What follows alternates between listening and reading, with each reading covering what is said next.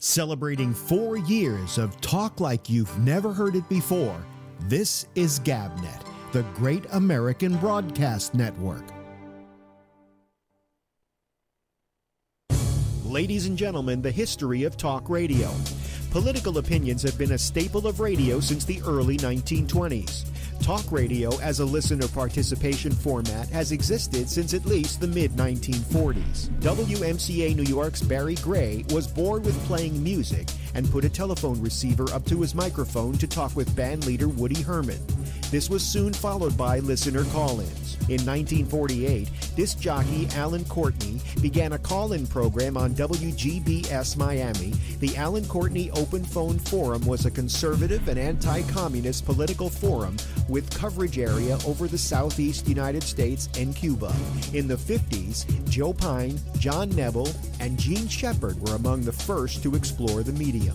In recent years, talk radio has gained popularity with many new formats flourishing, including all sports in 1986 with the birth of WFAN New York. The subject matter for these formats are different, but the structure has remained the same for all these years. You might say talk radio is a 20th century format, until now that is. It's 2014.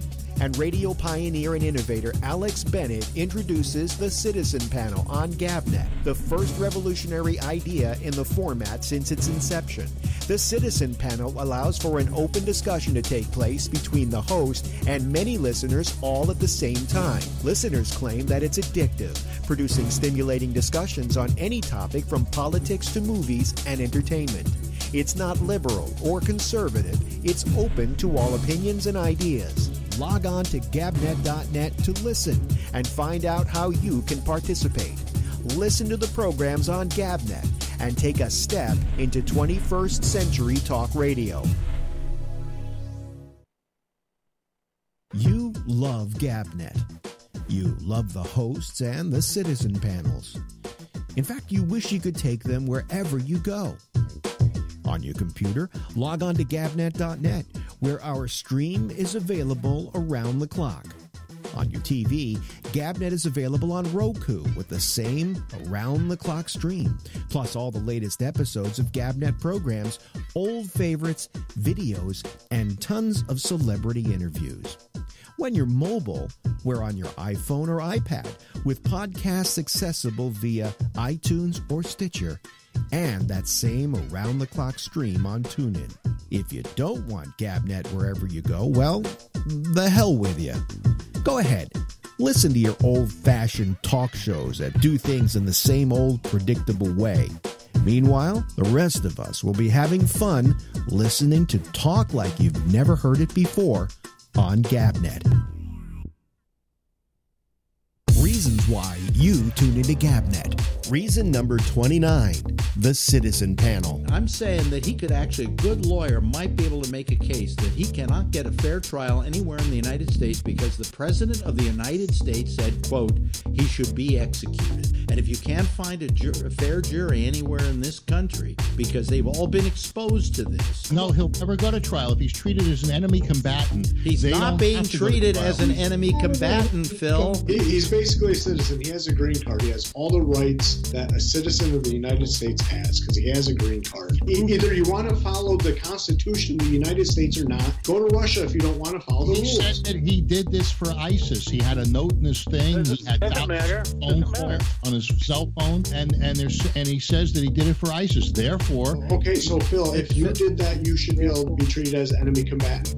I think so. GabNet. Reasons to listen every day. Log on to gabnet.net for more. GabNet. It's talk like you've never heard it before.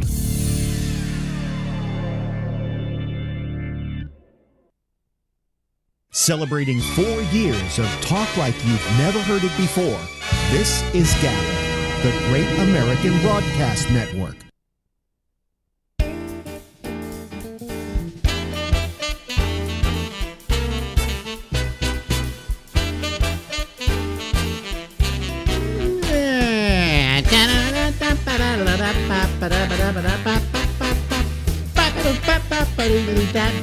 Hey everybody, it's Alex Bennett. It is the Ramble. We go until midnight Eastern Daylight Time. And but first, before we go to our citizens panel in about 25 minutes from right now, let's check in with an old friend.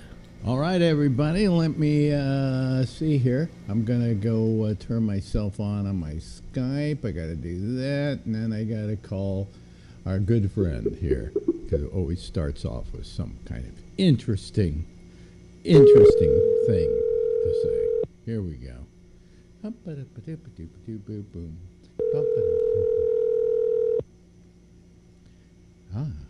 Mr. Segmetti, Sheldovine here. I'm sorry we couldn't connect on that Rio Rancho property. It's gone up in value. Let me see.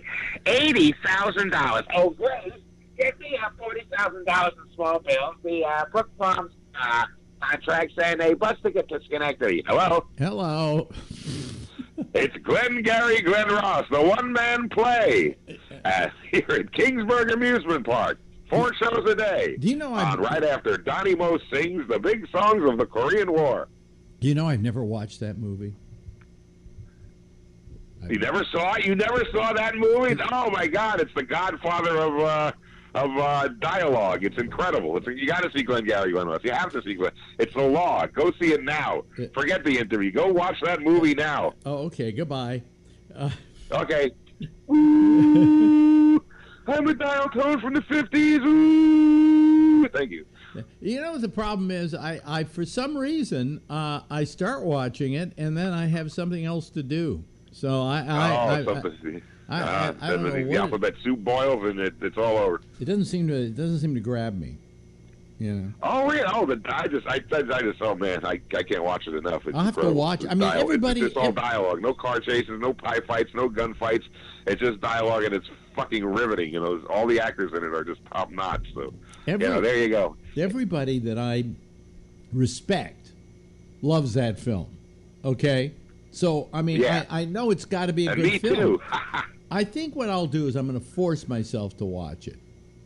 Just to... Do you smoke reefer? Smoke a reefer. Smoke a heavy reefer and sit down. You concentrate. You relax. You watch the movie. You go, whoa, that was fine cinema. It was written, though, by Mamet, wasn't it? David Mamet? It's chock full of curses and riveting dialogue. Yeah, but he's such a right-wing fuck.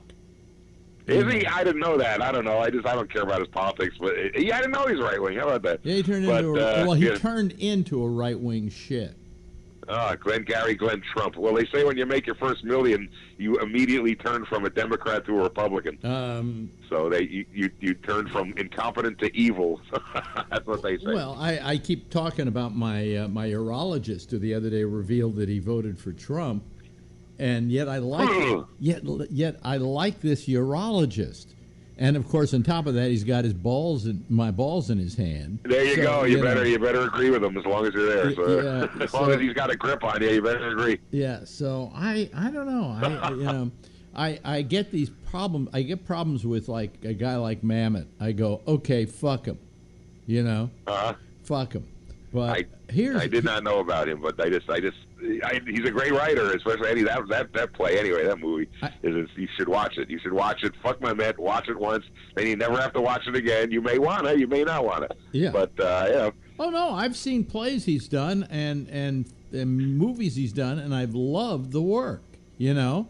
Yeah. And but the work is going to get sullied by my opinion of it. You know what I'm saying? There you go. So I understand. Like Hemingway was a great writer, but he was a drunk ass fucking bloodthirsty cunt. Well, I mentioned this also in the last couple of days, but I may as well mention it to you too. David Lynch, who we admire as a weirdo, right? Did things like Twin Peaks and a whole bunch of films that were weird, Blue Velvet and so on, right? Oh yeah. He has come out and said that Trump is one of the greatest presidents in history because he's disrupted the thing so much. Okay, right. Yeah, sure. Now, there's people people like him. Wait a minute, but this is David Lynch, and I don't know if he's complimenting him or if he's putting him down. Trump tweeted and said it was a compliment. But I don't know that it is a compliment. And because, to begin with, Lynch was a former Obama supporter. Okay? So when he says one of the greatest presidents in history because he's disrupted the thing so much, maybe the word greatest is not a good term to use, but I've heard people use that term and not refer to greatness in the same way we look at greatness. For instance, Louis Farrakhan, who I interviewed in the interview you did with him, commented on the fact that people put him down for saying that Hitler was a great man. Now, he said, I didn't mean he was a wonderful person. I said he was a great man. In history, he has a greatness in history. Oh, God. Now, he could have worded it better, but he is a Jew hater. I've seen speeches of him. He hates us. He don't like us. No, I interviewed him. He didn't hate me, and he knew I was Jewish. In maybe, fact, maybe on a one-on-one thing he likes us, but he said to me, much. Everybody says I'm anti-Semitic and that I don't like Jews. He said, I was a violinist. He was a violin prodigy. I don't know if you know that. He used to play with Horace Heidt and his musical Knights.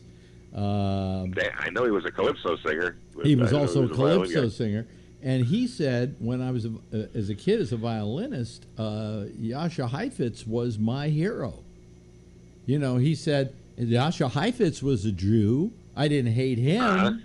He said, it's a misnomer that I hate Jews. So I just watched the speech he made where he blames all the world's problems on the Jews. So yeah, but, I don't know. Maybe he's with his followers. He says he sings a different tune. I don't know. Think about it. Maybe he's right. Maybe, you ever spend a week on Long Island? You might agree with him. I don't. Do you want to spend do you want to move to Miami? Really? Oh God, or Brooklyn, or spend a week in Nassau County.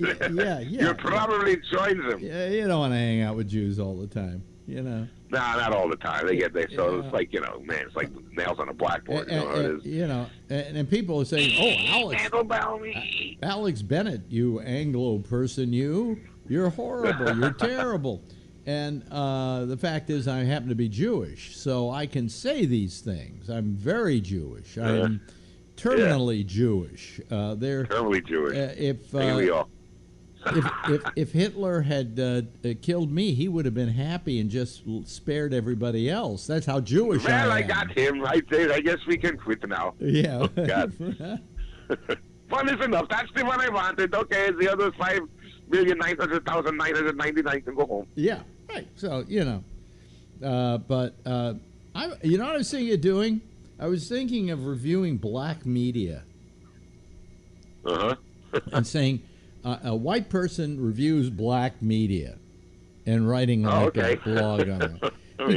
Because I've decided that I've been watching so much stuff with black people as the subject matter that I have become an authority.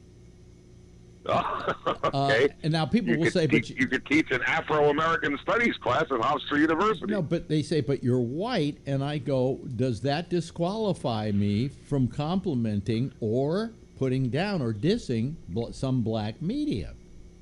There you go, Alex X. And I decided that maybe I'd do that. Like, for instance, I just watched Luke Cage on Netflix. I binge-watched it. And I think Luke Cage is terrific because it really talks about growing up, living in Harlem and racism. And in this case, there's a Jamaican who's his enemy in this particular case, but there's always this speech by this other guy going, you shouldn't do this because we Jamaicans have enough problems with the prejudice against us and blah, blah, blah. And I just think the whole show was very good from that standpoint. It was a good example for black kids, He's the hero of Harlem because he's bulletproof. But it was really had a lot of nice messaging in it and so on. So I like that. Yeah. I think that would be the best of all the black stuff. Now, on the other hand, Black Panther, if I were black, I would hate. Yeah. And here's why I hate it. Everybody's going, oh, we love Black Panther. Last we have a black superhero. No, Luke Cage was around before Black Panther. Okay? Luke Cage made it to television first. Okay? And what I saw in Black Panther was, I don't know if you saw the movie, it's really a put down of Africa. Because it's like this little country that's kind of invisible to the rest of the world that got hit by a meteor and suddenly had this technology, and they're a very technologically advanced civilization. But what it's saying is that all these people that lived in the jungle had no culture. All these people that wore the loincloths were heathens. The fact that these guys are wearing beautiful costumes and have technology. Oh, gee, all my phones are ringing at once. How do I stop that? Oh, my God. That's the black community. They're hearing what you're doing, and they're mad. It's my wife. I'll hang up. You better hide out, mister. I'll hang up on her. She just called me, my wife. Now she's probably mad at me and she'll probably call back again. Anyway. Want to talk to your friends instead of me, you son of a bitch. Yeah. My phone's in the other room, but I have this thing where all my things go off at the same time. My iPad, my iPhone, my Apple Watch. That's a lot of fun when that happens. Yeah. So, but anyway, where was I? So Wakanda, I think, is the name of the country in Black Panther, and I just felt that it didn't just bespeak black culture well. It kind of negated the fact that normal black culture was nothing. These guys had it all because they had technology. All right, and so what is being held up as the great black picture, I think, is a bunch of shit. Now, there's this other show that we watch called Power that is produced by 50 Cent. And if there was ever a show, we talk about how movies were terrible because they stereotype black people. Well, what are these badass cocaine dealers in television shows and movies, but setting up a what do you call it? A stereotype. All right. Yeah. Sure. And that show, like, is Stereotype City. They're all gangsters. They're all killing each other. They're all dealing cocaine. And everybody goes, oh, this is wonderful. This is terrific. This is a great show. I love this show. Love that show. Yeah. But it's, for black people, it's just a reaffirmation of a stereotype. So, that's why we need more movies like Shaft, where a brother takes on the mafia and wins. Exactly. More like that. More shows like What's Happening, positive shows. Shaft was pretty good, Shaft was good. I liked it, especially a pretty low-budget movie, especially for the time. And then you had classic. New Jack City, which was filmed in my building. Oh, really? That's pretty cool. And the movie when not Denzel Washington, who's the other guy? Anyway, the lead actor. Mario Van Peebles. One actor from another. He directed. I still confused Dustin Hoffman and Al Pacino. Anyway, he points to the map of the building, and he says, "This is where we're going to build the crack lab, and it's our kitchen." How about that? So how is the crack business? Yeah, just bubbling along. That film kind of stereotyped blacks, but there were good blacks in it too. The cops that were fighting these drug dealers and so on. But I think that the idea that like Black Panther was a wonderful thing for black people. No, it wasn't. It didn't say anything about black people. It said about black people. This is what it is about black people when they become too white. Well, they become Charlie Pride. No, I was always bothered when I was a kid by the fact that, and as an adult, by the fact that they consider people who ran around in loincloth in a jungle as primitive. And I don't think that's primitive at all. I think that's maybe wise, I mean, it's better than being stuck in bumper-to-bumper traffic on Highway 101. They say these people are primitive, but they don't need all that shit. They don't need emails and this and that. They don't have to go to some... where they are. A lot of them live long time. They don't have to go to some thankless job every day where they toil not for 8 hours but maybe 12 hours a day to help some some few guys become very rich. Meanwhile, they live in the jungle. They do their little thing. They raise their crops. They do whatever they do. Maybe they war with another tribe. But they had culture. They had music. They had They had literature. Everything. You know. Sure. And the community was pretty much self-contained, and everyone relied on themselves and each other, and everything was cool. I mean, what always bothered me was when they used to say, "Well, you know, Yiddish isn't really a language; it's a bastardization of Hebrew and German or whatever." It's a throat clearing. And I said, "No, you're wrong, because you know how you determine whether a language is a language or not?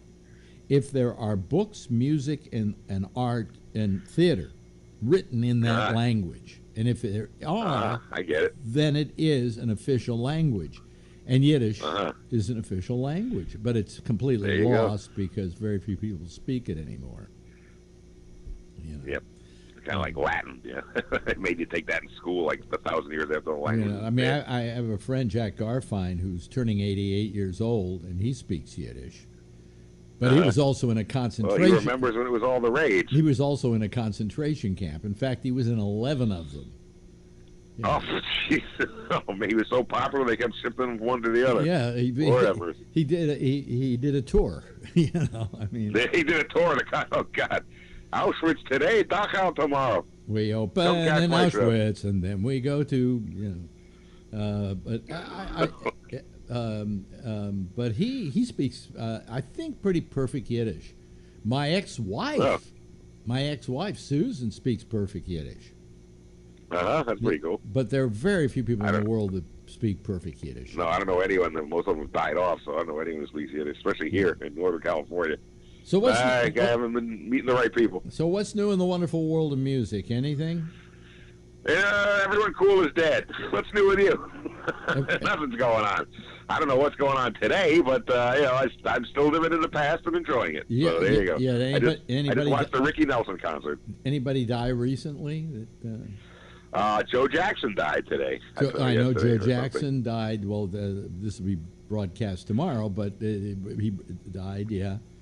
Yeah. He died, and Dan Ingram died. One of his early favorite. That was amazing. And he passed away. Yeah, Dan Ingram, in case people don't know, was a very big radio personality in New York City. The fact is that in those days, when you worked New York City, they didn't know who you were in Chicago. You know. Exactly. But he was very big here, and a very good talent. And if you don't recognize the name, the voice might be recognizable in that he did all the Hawaiian fruit punch ads for years.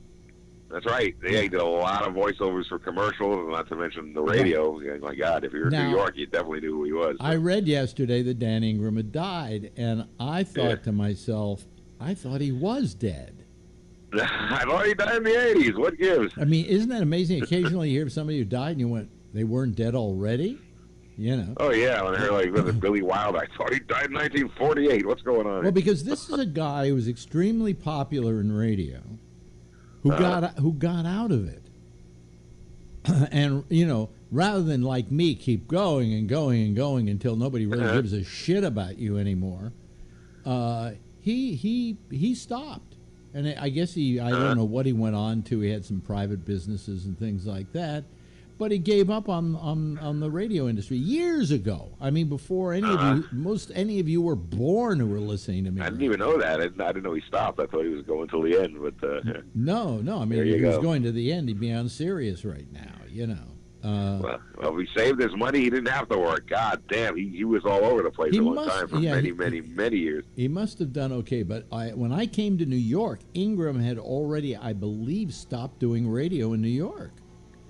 Wow. Yeah, and everybody would talk about Dan Ingram. Oh, he was the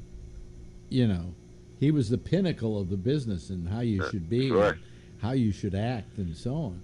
And you know, I don't know about his greatness because I grew up in San Francisco, so I didn't know who the fuck he was.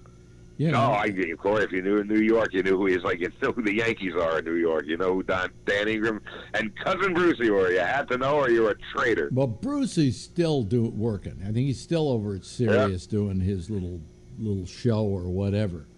You know. Yeah. With that. 77 WABC right now. A lot of you kids like using the term acid rock. I prefer the term progressive rock on the Cousin Brucey show. 77 WABC, here's the box tops. I love Cousin. He has perhaps one of the worst hair pieces ever.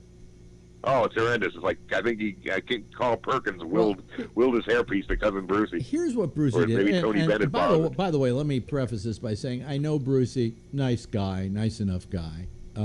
A little bit into himself. He'll always start talking about himself, you know. But a nice enough guy, you know. He never did wrong by me.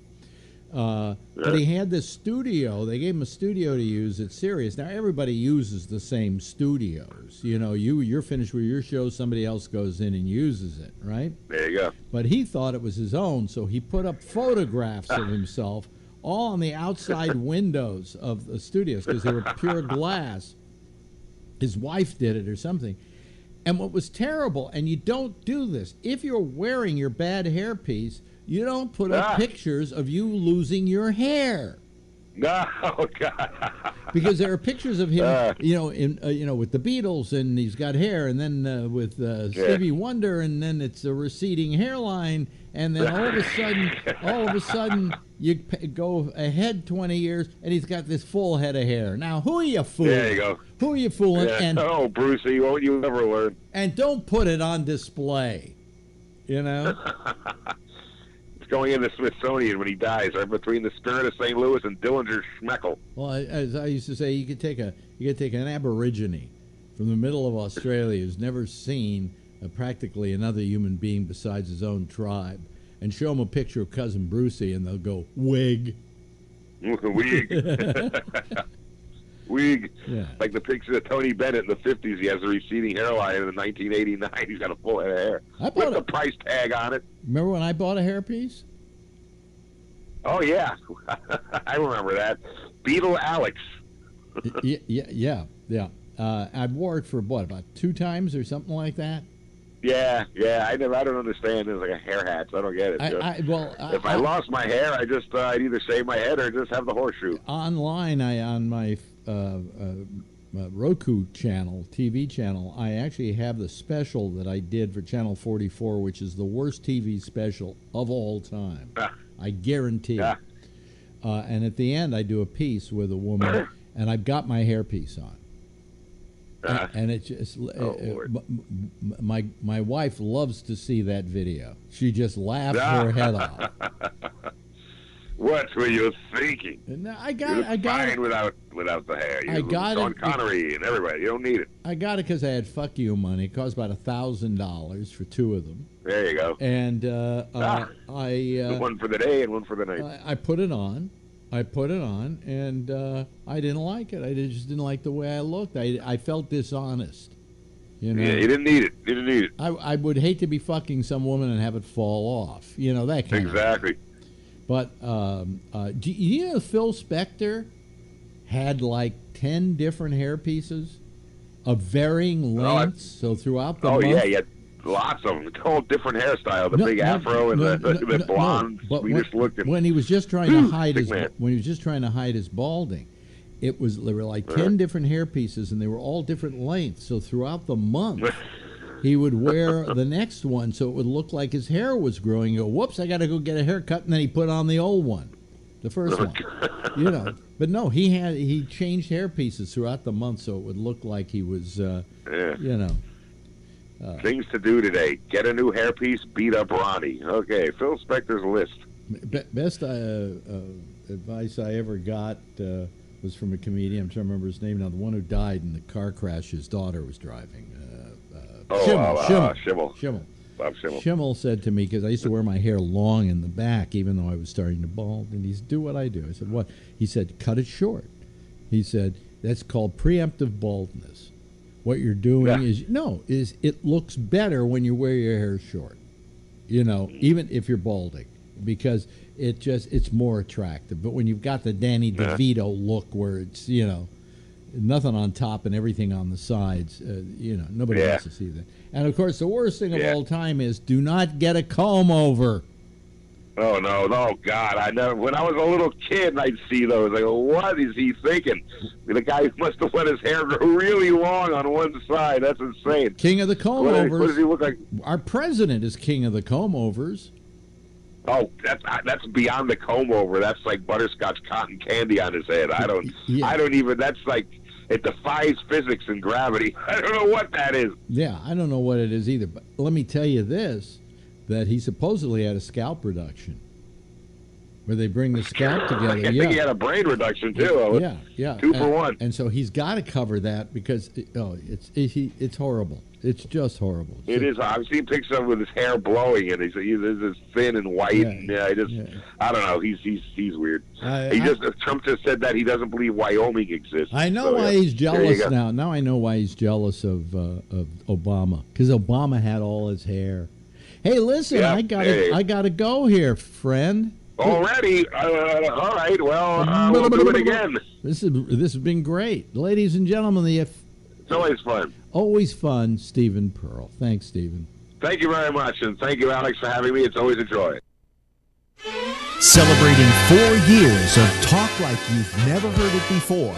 This is GABNET, the Great American Broadcast Network. And here I am, folks, in my my glory and in my what are these? These pajamas? These are old. This is what I call Ramble wear. Yes. Anyway, thank you very much to Stephen Pearl for doing a nice little conversation with us, as he always does. And let's see here. Now I open up the Skype lines here so that people can call the program. In case you don't know how to call the program, just go over to gabnet.net, and over on the right-hand side of the page, is a whole tutorial on how you can call us. It's very simple. I mean, you just download a program called Skype. You install it. It takes seconds, really, to install. You answer 4 questions: first name, last name, email address, and the name you want as an ID. Like ours here, if you want to call us, is Gabnet Live. And then we even make it easier for you by having a little button you can push there, and it just calls us. And that's it. It's simple. I'm getting a few things adjusted here, which I probably should have done before I went on the air, but I didn't. So here I go doing it now. There we go. And we're waiting for our people to start calling. And you will see what a citizen panel is. It's not just one person talking to one person like most talk shows. It's one person talking to, oh, God, we've had as many as 12 other people on at the same time. It was a long time ago. That's when people really, were into this program so much that the lines would fill up in the first, 5 minutes of the show. We had that happen the other night. And it felt like the old days, I'd just, we're going to the phones, and all of a sudden, everybody joins in. Here now, I just sit here waiting and doing that with my what do you call it? Oh, by the way, I got the new phone and I got the iPad, and the guy told me it would cost me only so much, a month, and then I got this thing from AT&T. That said, well, no, here's what your monthly charge is going to be, and it was like $198, and I didn't even hear that. But my guy told me, hey, it's going to cost you, pennies on the dollar. It's going to be cheaper than you were paying with your old system. So anyway, I called up. So I was really mad about this, and I called up AT&T today. And, oh, hello there, Phil. How are you? I called AT&T today, and I said, listen, I got this thing from you, and it says I'm going to have to pay $198. It'll be $188 because you take $10 off for auto pay and whatever. And I said, I was told it was going to be around, I have a thing here that says it's going to be $141 plus tax. And she looked at everything, and she said, oh, no, that whatever they sent you, that they were just estimating something based on other factors, like the fact that you already had another iPad account that you finally canceled.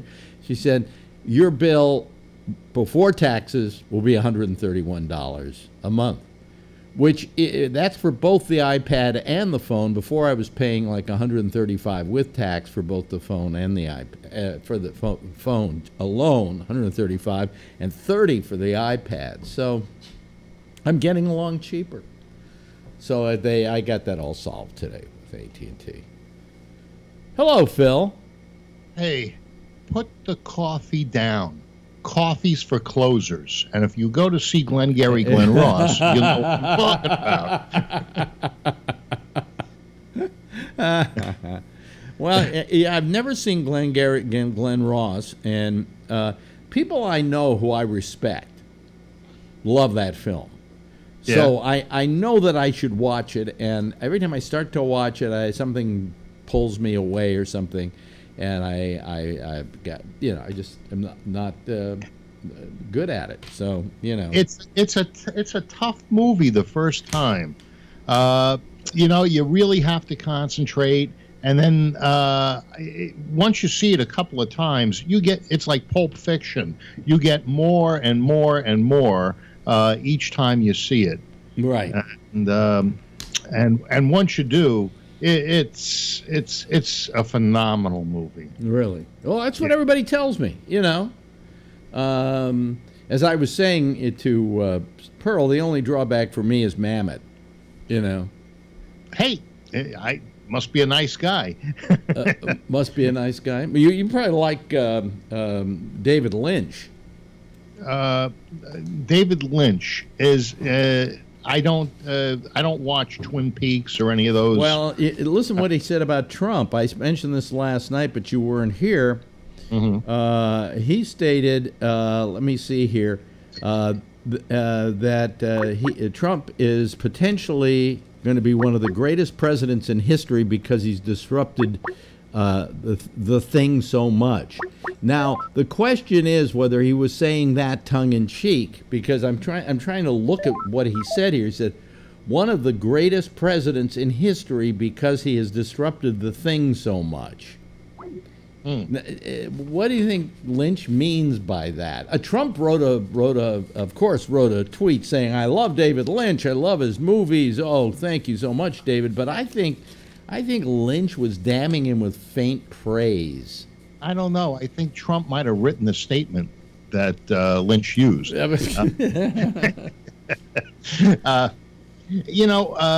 have a congresswoman out here named Barbara Lee. Yeah. And I understand there was death threats against her today. So I guess turnaround's fair, huh? What? How's it turn around to get a death threat? Well, there's a little difference between being refused service at a restaurant and a death threat, Phil. Well, it's not just that she was refused service. She was, Lee had said that people should make sure that they can't go outside, that this is just the beginning, they should harass them. And I'm not saying that they should harass them. The word is harass, by the way. They should, but I do believe that none of them should go anywhere and think they've got a free pass. They should know that there are people out there that are unhappy with what they're doing.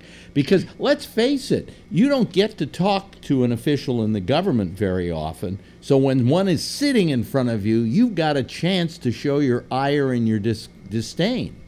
I don't know. I don't agree with that. Yeah. So first off, this is not a kingdom. Yeah. I guaranteed my right to speak, and if you don't want to hear what it is, I don't give a shit. And if she wants to leave, then she should leave. But again, we're going to have this conversation. She's not the one speaking up. The stupid white men in her party feel that she needs to have somebody speak up for her. Well, I don't get what you're saying there. I think you're going out of your way to disguise. No, the statement happened. Yeah, actually, I'm a Republican man.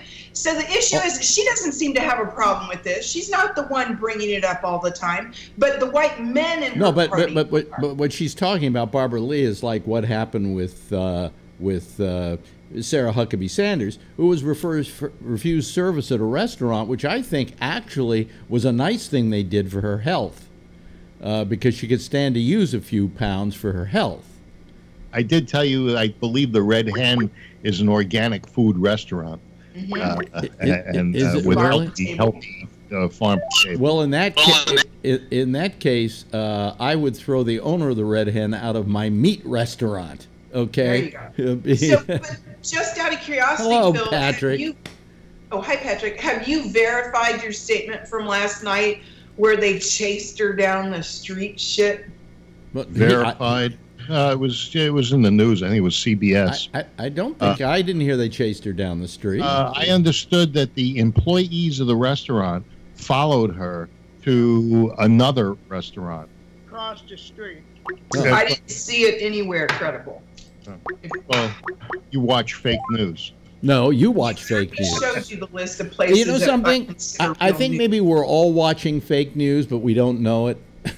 Well, our real president is coming. Our real president, Putin, is coming. Yeah. Well, he's coming to Finland. He's going to Finland, yeah.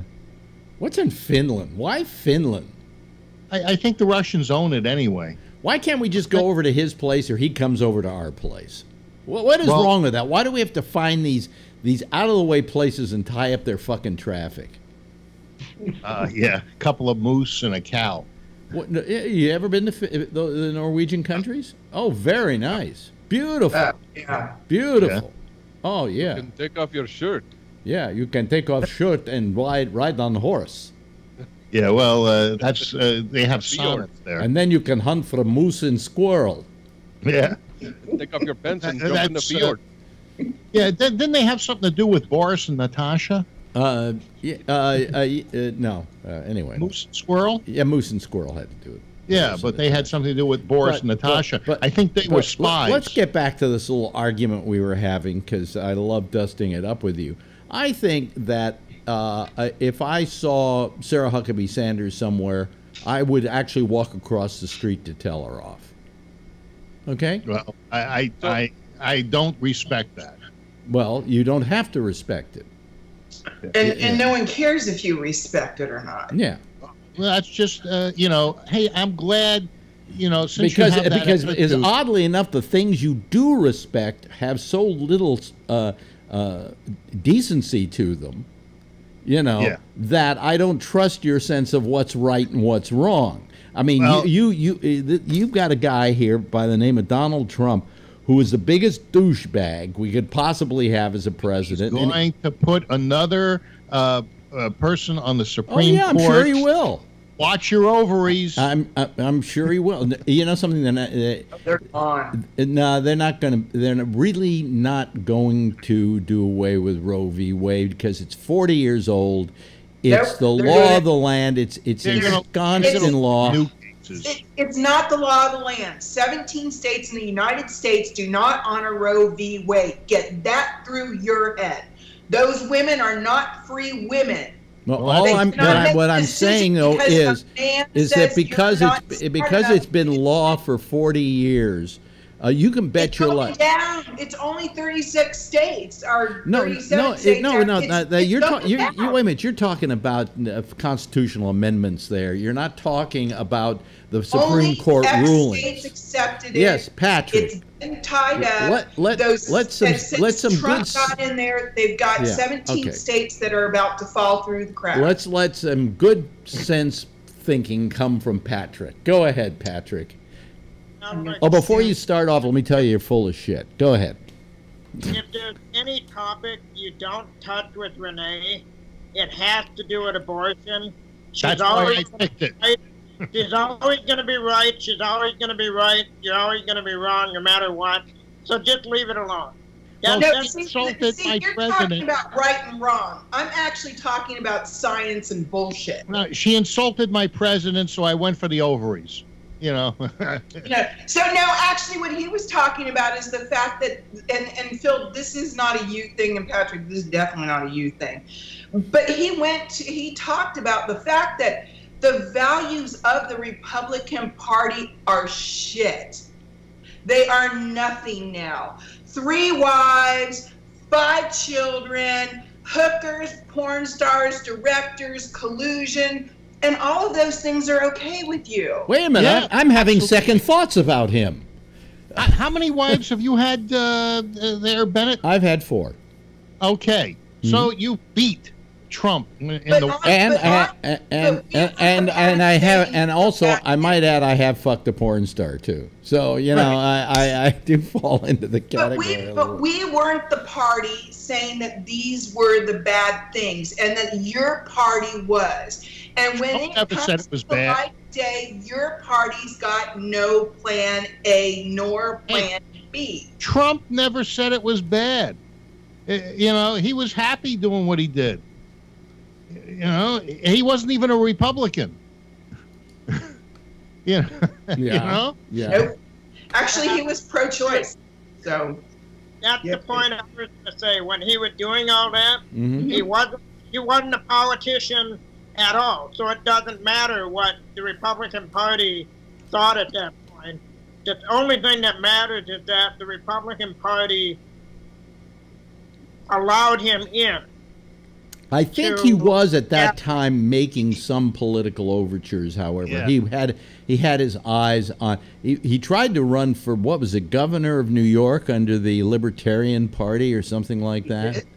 Huh? Hey, Trump was pro-choice before he knocked up Marla Maples. Then then when she had the kid. And he didn't change from pro-life. He didn't go from pro-choice to pro-life until he started running for president. But he was pro-choice. Oh, yeah. He did a pretty good job at changing. Well, quite frankly, between you and me, I don't think that Donald Trump has any kind of a political bearing one way or the other. I think he is just into the politics of whatever suits me and gets me ahead is going to be the way I'm going to go.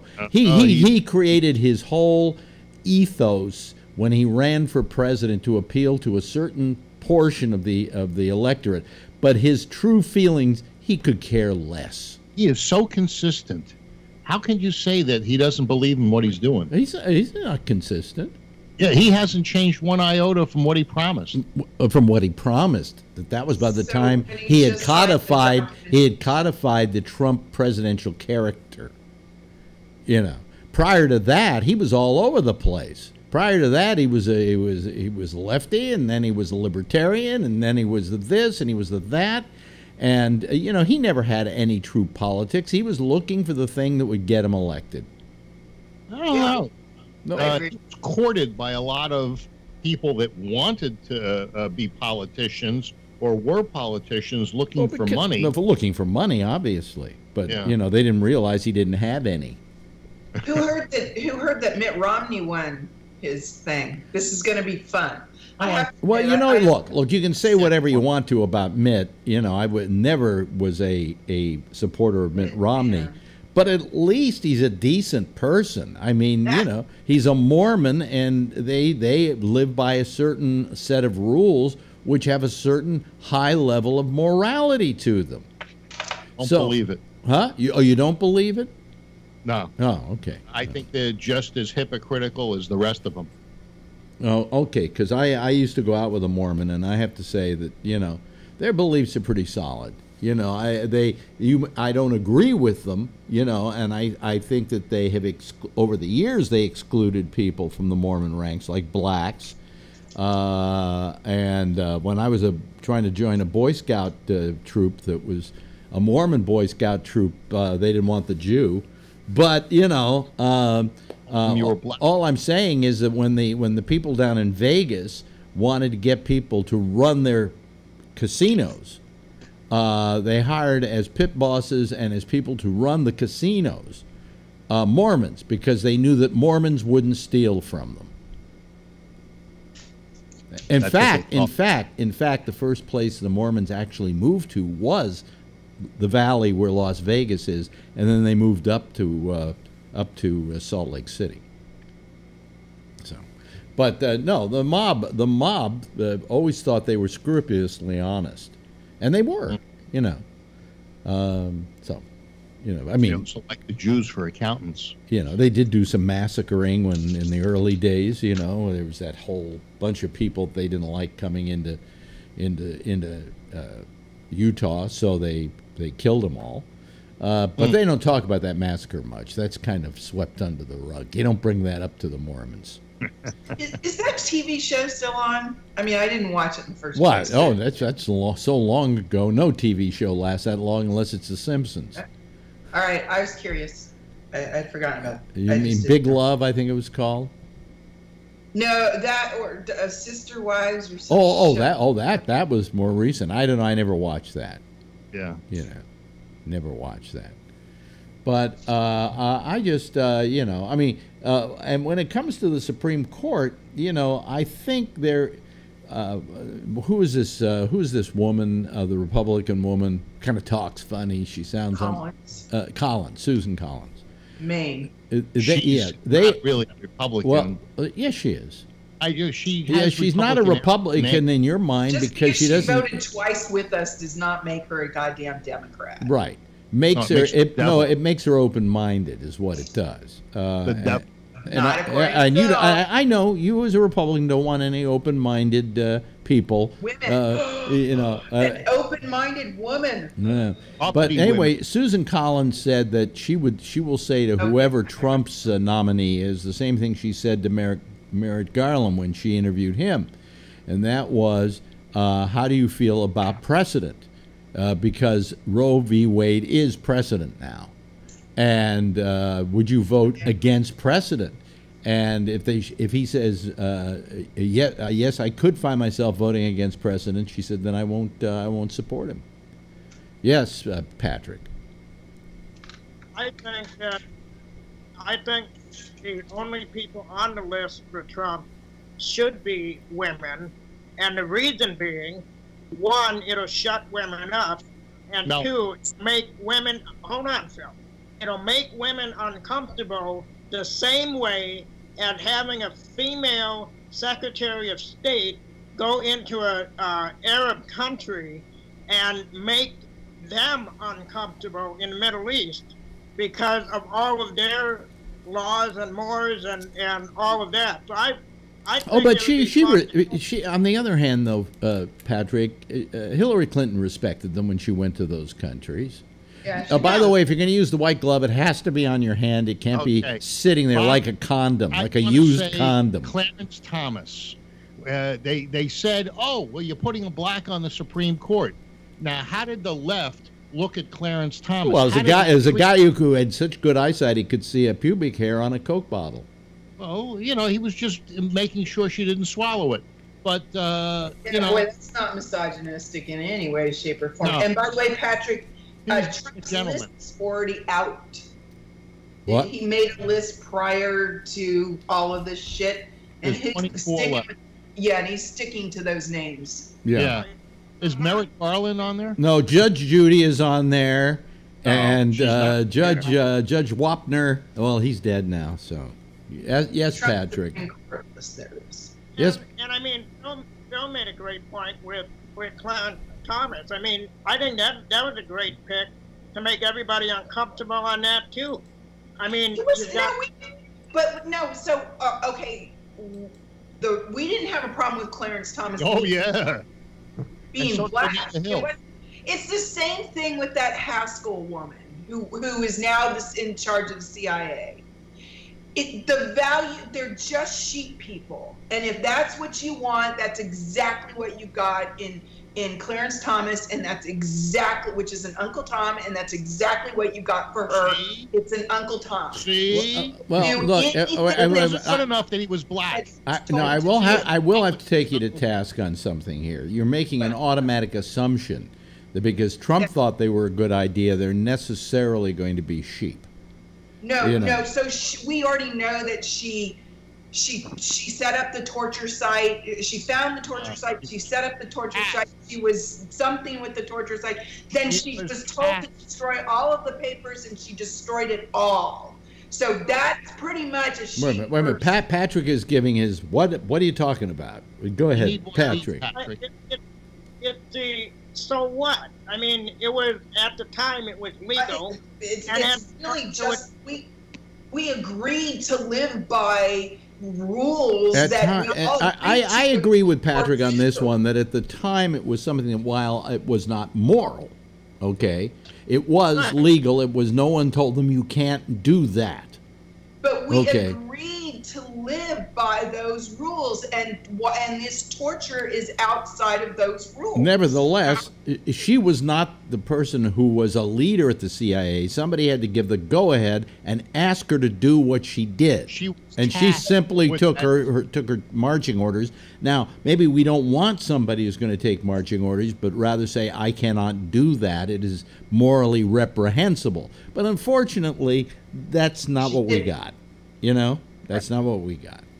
So, and the whole thing about Clarence Thomas happens to be the whole fact that we didn't have a problem with him being black. We had a problem with him being a Bill Clinton pervert. And by the way, who's seen Bill Clinton since somebody slammed him with Monica Lewinsky? Not a person, not been on TV, haven't seen the bastard. What's that? He got slammed big time on that book tour. Who's this? Who's this? Bill Clinton. Bill Clinton. Oh, Bill Clinton? Yeah. Yeah, we haven't seen hide nor hair of his ass. No, that's not true. He was with he was on the Daily Show just the other night.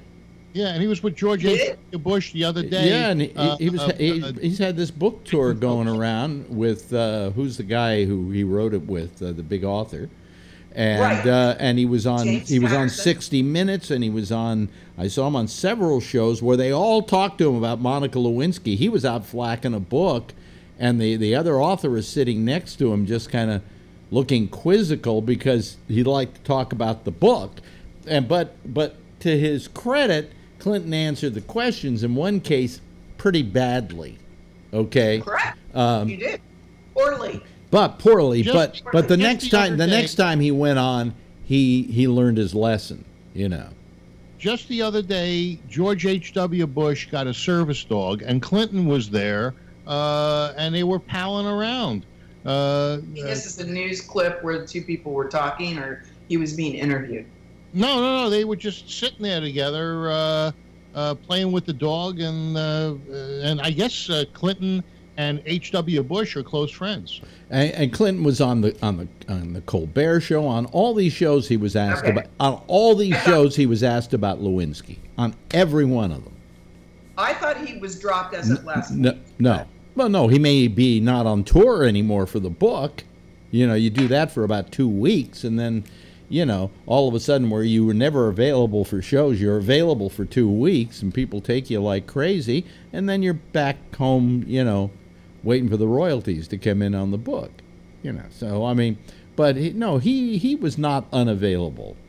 I thought last week, once he started the Monica Lewinsky, once they started asking from the get-go, from the first interview they ever did with him, which was on, I believe, was it CBS Sunday Morning? I believe that was the show that he was on.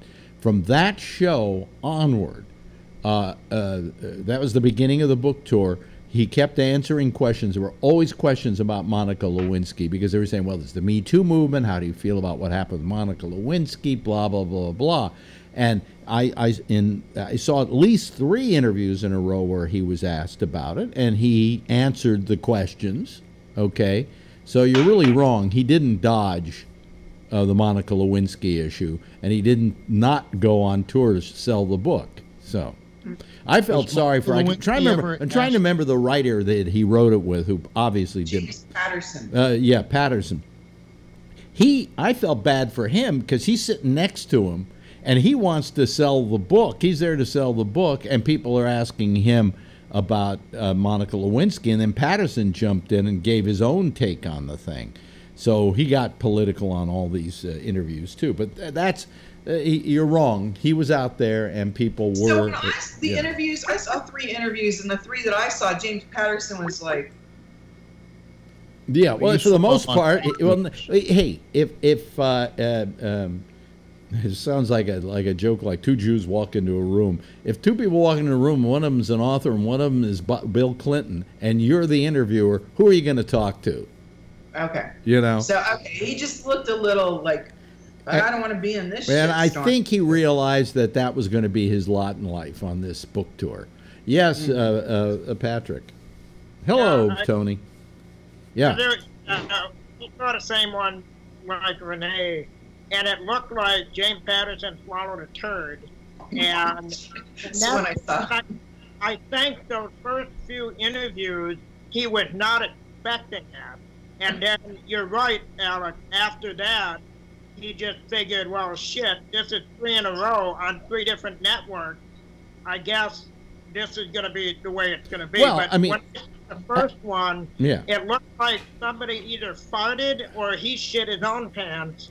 And it was the same for the next 2. If on my little show here they said, hey, James Patterson or whatever his name is, and Bill Clinton want to be on the show, but you have to take both of them because they both wrote the book together and they're here on a book tour, right? I'd go, yes, and then they'd sit here and I'd say, so what about Monica Lewinsky, Bill? You know, I mean, immediately, Bill Clinton is the person that you normally can't lay your hands on because this author you can lay your hands on all of the time. Anytime he's got a new book, he's out flacking it, you know?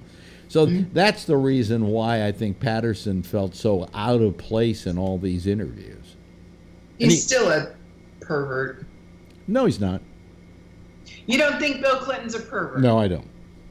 Go ahead. No, I really don't. I think he's I think he's a man who let his dick talk for him. You know, I think he's a guy who was pursued by a young woman and should have said no, but he didn't. Which young woman are we talking about? Are we talking about Monica Lewinsky? Well, yeah, Lewinsky? okay. Now, the only woman I ever talked to that fucked Bill Clinton was Jennifer Flowers. And she was on my show, and she kept saying during the interview, you know, I really did have sex with Bill Clinton. And I went, and finally, she did this a couple of times. I went, I understand that, and I believe you. I believe you had sex with Bill Clinton. But Did you ask her if she ever wanted to have sex with Alex Bennett? No. And I asked her, then I asked her the question. I said, that's not what's important to me. What's important to me was he a gentleman? And she said, he was terrific. She said, every time we'd have sex, the next day he would call and see if I was okay. He never dodged my calls if I wanted to call him. He was an absolute gentleman. So how do you answer that one, Renee? He's grabby, and we've seen. Oh, well, wait a minute. I'm telling you what somebody who has had Bill Clinton inside her had to say about him. He's grabby. We've seen. No, how's he grabby? We're not talking about grabby. I never saw him grabbing people. You're talking about one person that fucked him when he Wait a minute. Grabby? Have you ever seen photographs of him being grabby with anybody? No, but I know that he hit up on an intern in his office with a cigar. No, wait a minute. The intern hit up on him, Phil. Well, it takes 2 to 10. No, wait a minute. Hold on. The intern hit up on him, and she will admit to that. She's said as much. But he should not have been so weak-willed that he didn't say, this is a bad idea. Yeah, I'm the president of the United States. I can't do this. Yes, and Trump should now get that message too, but apparently he doesn't know what he should say. I'm president of the United States, and I shouldn't be acting the way I'm acting. It's a sticks and stones thing. No, it's not. Now you're taking it's okay when it's Trump. Yeah. You know. But all I'm saying, Renee, is that I don't think Bill Clinton was the bad guy you think he is. I think he was stupid. I think he was, he shouldn't have, even if he was being tempted, you know. And, and he was going through middle age, and you had a young girl coming on to you like that. You get a little weak-willed, you know. We were warned during his first run for president, in which he won, that when he was governor of Arkansas, that he had Arkansas police officers, state police officers, getting his women, dropping them off, bringing them over. The guy is a hound dog, and he, we were warned. This was his way of doing things. So was I, Phil, and all I did was send you to go get them. Phil comes back with lunch. That makes you a pimp. That makes you a pimp, Phil. No, most of the time I went and got the Coke. Where's your big hat? I mean, all I'm saying. I mean, I have to say, Bill Clinton was very, considering what he was, which president of the United States, he was being very stupid about it, and he should not have done that, and it was a bad thing he did, and I think he will probably admit it to you that he shouldn't have. But I don't think, quite frankly, that it's as bad as Trump with these women and getting them to shut up by paying them off, and that kind of deal. And the woman who was Hillary and Foster, the Playboy playmate who was literally in love with him, and he said he loved her too, and then all of a sudden he's not available to her, but she's getting a deal from the National Enquirer to write an article which they were going to pay him and then never run the article. That kind of bullshit. Bunny? Yeah, and she was devastated by the way she was treated by Trump. Devastated. That's sad. Yeah. That poor thing that thinks that piece of shit is something you should love. I think that she might have been a little delusional. No, I don't think there was delusion slept there. with the guy, and the guy wasn't interested. She went with the guy for 9 months, Phil. That is not just going with a guy. No, it's documented. It is documented, Phil. Yeah, no. Why is she delusional? Why? It is written. Her story is the most creditable of all the stories that I've heard. She had days, times, whenever, and she could actually prove it. The only reason she didn't get the same kind of juice that Stormy Daniels got was because, number one, Stormy Daniels was a porn star, so people want to hear about that, okay? And secondly, because with the Stormy Daniels thing, there was a collusion to obstruct justice, okay? Whereas in the case of the Playmate, there wasn't a case of obstructing justice. Oh no! Didn't they offer her a deal and then they didn't give it a deal? No. Here's what happened. Here's what happened. The magazine interceded, said that they were going to pay her so much that they were going to give her these articles, and then had her sign a release saying that she would not sell her story to anybody else. And then they buried it. And then buried it. Yeah. Mm-hmm. Is that collusion? I think it is. Yes. If your intent is to keep her shut up because you're running for president. Well, it was the National Enquirer. Yes, but the National Enquirer were friends with Donald Trump and were doing it for Donald Trump. Okay, so he's guilty by association. Not guilty by association, guilty because they were doing it for him. Yes, yes, Renee. So yesterday you guys didn't talk about the union thing that happened. Kevin, you want to talk about it? I love it. Finally, the union people aren't going to be affected by the thugs that run these unions. Jeez almighty. Have you ever met an official in my fucking union? Not in your union. You couldn't even begin to call members of the Screen Actors Guild thugs. Yeah, okay. I've met them out of out of Brooklyn. The only time they've been thugs is when they've had to play one on TV. Okay, that's my union. My union is such show up in the parking lot with shotguns. I remember in the 70s, early 70s, late 60s, when my father had to deal with these guys. You were dealing with them in New York. In New York, you're dealing with mobsters on just about anything. And yeah, but they wore the union label. Well, but they wore any label. No, they wore any label. I know guys who tried to distribute their magazines on the streets of New York without dealing with the mob. And they got into had a lot of problems, and that wasn't a union situation. It's just the mob at a point in time in this city controlled everything. Yeah. Would you agree, Jeff? Unions. Would you agree, Jeff? Absolutely. Yeah. Including the I used to work in the mob guy sat right next to me every day, and what he did was gambling. And he told me, he says, yeah, I'm in the mob. And that's who I work for. Yeah. And there was no doubt about it. I'm sorry. Would you all agree that the middle class of America was built off of the GI Bill and then also off of the strength of the union workers? No. Oh, yes, Phil. Yes, Phil. You have no sense of history. You have no sense of history. I mean, unions came into being because unions needed to exist. You know, I mean, some terrible working conditions. There were some terrible working conditions, and I agree with you if you want to say the unions solved that, and they became a very important force for the worker until they became too big, and then they started losing the faith that they had. They became the force for the union, not for the worker. Well, they cared more about the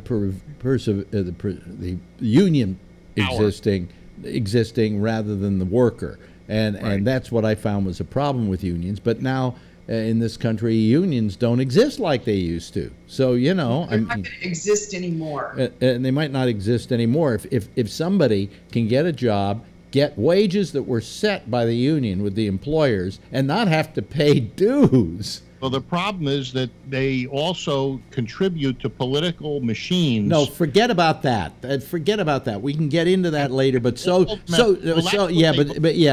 and so do a lot of people like you know, the what do you call it, brothers, the Koch brothers, and so on for the other side. So don't give me the unions control that. We're defeated. Patrick wants to say yes, Patrick. Well, I've got two different. Well, Patrick, you had something you want to say? Yeah, he's saying. I've got two different perspectives. Oh, Patrick. I thought you meant Tony. Oh, yeah, I have something to say after Patrick. Oh, okay. Patrick, then Tony. Who's first? I can wait. Go Patrick, you're number one. Okay. So when my grandfather was in the union, that was during the 50s and the 60s, when they needed people to make sure that the companies weren't getting too big for their britches. And my grandpa was a proud union member and made sure that, you know, whatever needed to be done with strikes and that was fine. My stepfather was a Teamster for, I want to say, near 20 years, and started out kind of the same way, where the union was looking out for the worker, and then my stepdad got injured and could not work in a warehouse job anymore and had to leave the union, and they left him high and dry and told him, go fuck yourself. And he's gotten jack shit from them.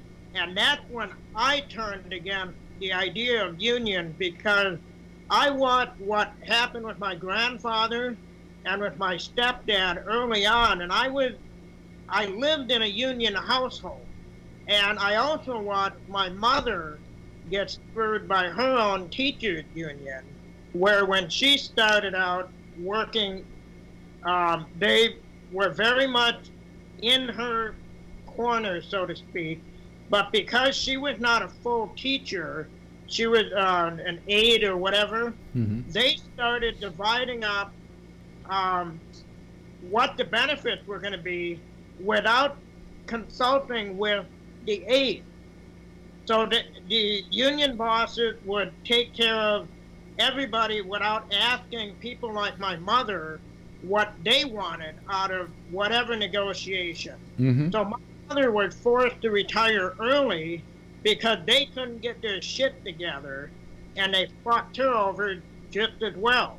So I'm not union because I've seen the bad side of it, and nobody's going to convince me otherwise. I also Tony is next, and then Kevin has his hand up, and then I have something I want to say about unions, but it can wait. Tony? Yeah, you know, here's the one thing that I think that the union was really good for, and I think she might have said it before too, is that it's the rate per hour. If you really didn't have a union setting like an hourly wage, these companies really, I'm not saying all these companies, but for the most part, they don't want to give even cost of living raises, Alex. I see, you know what I'm saying? You need to have a set pay scale. I think the union pushed for that, really, or set some kind of baseline. Like, Alex, if there was no union, how do you think the pay would be for these small companies for us if you had no union at all? Well, if you had no union at all, I think that they would try and get away as cheaply as they possibly could. I think that, for instance, like at Sirius XM, which is, I guess, a place I'm knowledgeable about, there is no union there. The union was never able to grab hold over there, so they never had SAG-AFTRA in there. And they're paying people abysmal money to be on the air there. I mean, just absolutely pathetic wages. I mean, come on, you know, you're doing a 4-hour show a day and you're getting $35,000 a year? In this economy, in New York City, you out of your fucking mind? But they're getting away with it because it's, hey, you want to work in radio? Well, we got a lot of radio jobs here. You got to, you know, you got to take what we give you. Yes, Kevin, you wanted to say something. It also depends on where you're at. Now, what Patrick just explained is exactly how I got through where I was working in my career.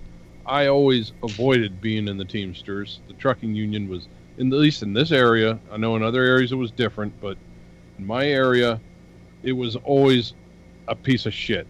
It was the same thing. It was, they always, from what I know, and I hung around with people that were in the union, there were always, the bargaining was just shit. Mm-hmm. They never took care of their people. Right. The union hall was always empty because nobody wanted to, you know, they didn't have a good union hall. The guys were always not, even the leaders weren't even there. And I always made a wage that was comparable, not exactly at union wage, but it was comparable to a union wage, and I had benefits. So I didn't need to be in the union. And I didn't have to pay dues and all that other crap. Right. And so I was able to get by without being in the union. The unions got weak in the 70s and the 80s, at least in this area. Well, with my union, there are virtually very few radio stations that are unionized anymore. I mean, it also depends on the industry too. I have to admit, there's other areas that when you came. And there was a time. Well, let me talk about my history. To begin with, let me say that there was a time in New York City where if you went to work at a station in New York City, you had to be a member of the union. That was all there was to it. Because every one of them were unionized. And the proudest day of my life was, I think, when I first went to Chicago and the station there, which was owned by Westinghouse, I had to join the union. And I felt for the first time in my life, wow, I've really become a professional. You know, I'm now part of AFTRA, which was, it was kind of a rite of passage for me. And one of the reasons I liked the union so much was because I grew up in a union household. My father was a member of the Musicians Union. I used to, as a child, spend my time at the union headquarters in the bar downstairs. My father would be having drinks with friends, and I'd be eating beef jerky because that's all a little kid could do in the bar. Because they had a really great bar in the basement of the Musicians Union. So I grew up around a union household, and my father always told me unions are good because, you know, especially in my profession, without the union we would be getting crap wages. And because we're artists and we need to be represented. And so I spent my whole life being positive towards unions, even towards AFTRA, which then became SAG-AFTRA, which at one point screwed me over like crazy on a couple of occasions. And I could sit here like the rest of you and say, I hate them because look how they screwed me over. But for the most part, at the end of my life, SAG-AFTRA's turned out to be a godsend for me. Yeah, you know? Yeah. So, I mean, I had a job at the WMCA in New York the second time around, and I was just happy to have any kind of job. And they decided that they were going to take me off my show. But rather than fire me, they said, we'll have you do newscasts. So they put me in the newsroom. And the union heard this and said, you can't do that. You can't take a guy who was on the air like that and move him over to the newscast. So WMCA just fired me. You know, because of their intervention. Yeah. I kept saying to them, look, I don't mind. I just want to see the money coming in. I don't mind doing a newscast. No, we can't have this happen. Otherwise, they'll do it to everybody else. And I wound up out of a job because they were playing their union, holding their union dick out. So I could sit here and be mad at unions, but no, I have to, and I also felt earlier on in my life when I was here in New York that the unions didn't care about their younger members. They only cared about the guys who were sitting in the announce booths. And every time it was time for everybody to get a raise, it was the guys sitting in the announce booth going, Channel 7, New York, you know, every half hour at $125,000 a year. And we get like a $5 an hour raise. You know, so I have every reason to be mad at unions, and for some reason I absolutely adore unions and think they've made my life better in the end. Let me Kevin. throw in this that's really interesting that happened today down here at the what they call AgCon down here in Salinas. Yeah. They actually just signed the field workers to a union down here. Mm-hmm. The field workers are now unionized down here in Salinas with one of the big farming companies, Diagila or something like that. Yeah. And they're all getting full benefits so that they can keep these guys up here, which I think is pretty cool. So they must not hire any illegals? Nope, they're not hiring any illegals. They're letting these guys come up. They're getting them full medical benefits. They're getting a decent wage, and I think that's actually good. You know, I mean, that never happens around here. When you talked about the Teamsters, we've always known the Teamsters were incredibly corrupt in their time. I don't know if it still holds true any longer, but it certainly was back then. Well, and what I was saying is that I was with a five guys driving trucks in a company, and we used to go have coffee every morning at the bowling alley across the street from the Union Hall, and all those guys were drinking coffee right across the booth from us. And the hall leader used to come over to our table and bug us about joining the union all the time. He never gave us a bad time. He'd say, "Oh, you guys ought to come over," and he'd sit down and talk to us and stuff. But he never bugged us. And it was, we almost were in the union, but we weren't. I mean, my father being a musician, I mean, the musicians union wasn't what you call a bunch of thugs. I mean, these are guys with violins and oboes. Yes, Patrick. Yeah. You could probably beat Phil with it. Yeah, beat Phil with it. And why the gangs use a violin case to carry their machine guns? Break your legs. Yeah. You're gonna give us 10% of your take, Phil. Yeah. How would you like your VU meters not to work as fast anymore? I've had some nails thrown in my tires too. Yeah. But, Patrick had. Go ahead, Patrick. Like with the Teamsters, like in my family, the biggest issue happened after my stepdad did not want to drop out of the union. He just could no longer do a union job, and they ostracized him. Mm-hmm. And, you know, I mean, it was like he never existed. And all of his union brothers that said, "Hey, we're here for you, we're that," not a one of them. I mean, and he'd been, well, he's retired now, but yeah, didn't hear from any of them for 15 years while he would forced to work in the office at the company he worked at. And he would see these guys and, you know, "Hey, how you?" It was like he never existed. Okay, hey, you know, Alex over at Sirius, he's still waiting for his lunch. Listen, I'm still waiting for a paycheck from WOR here in New York because they weren't union anymore, and I worked on 2 occasions. Never sent me a check. Never even called me up to say, "Where do we send the check?"